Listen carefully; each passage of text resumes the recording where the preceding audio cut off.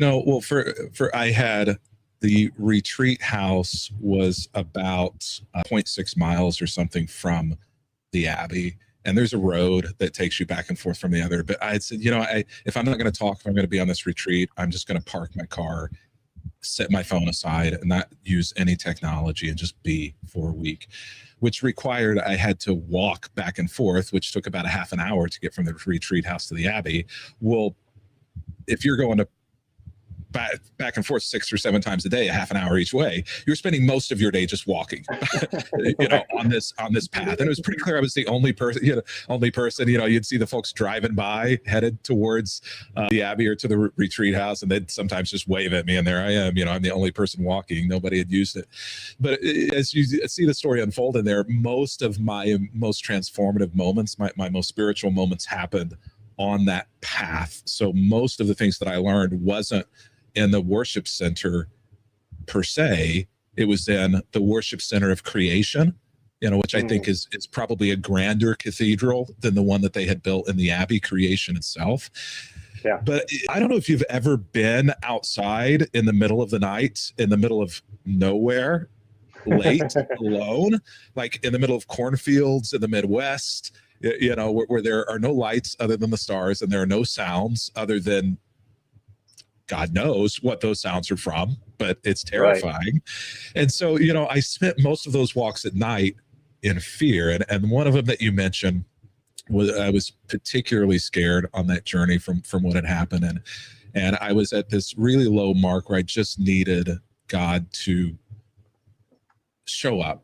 Like I was at this breaking point where my faith could have kind of gone either way. And I experienced some things, but I still wasn't sure that I was feeling God. And I look up, and there's this, as I recall the way it's written, there's this deer, where I at least eventually figured out it was a deer. For a while it just looked like headlights. And I mean, to pinpoints, I had no idea what it was. And it was absolutely terrifying.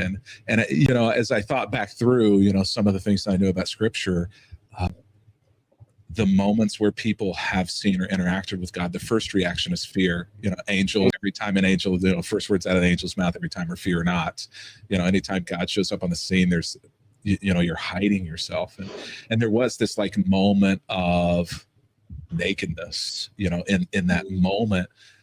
I didn't know what it was. To me, it was God, and it still may have actually been, this imagery may have been God. I'm not even certain to this day that it was actually a deer. But in that moment, there was just me, naked in the middle of nowhere, vulnerable, me, and so all of those things that I had built up to protect me, I think, from God, the things that I knew, the education that I had, the family that I was raised in, my ethnicity, my living in America, like all of this stuff that had kind of insulated me from God and given me my identity, I had none of those things in that moment to protect me. It was just me. And I have never felt more, I've never felt closer to God, I think, in any moment in my life other than then. And it was transformational for me. Yeah. I love how God can show up sometimes like that. I remember the last time I lived in Hawaii, I was having one of those PTSD days where my mental health was not great. Things in my world were not great.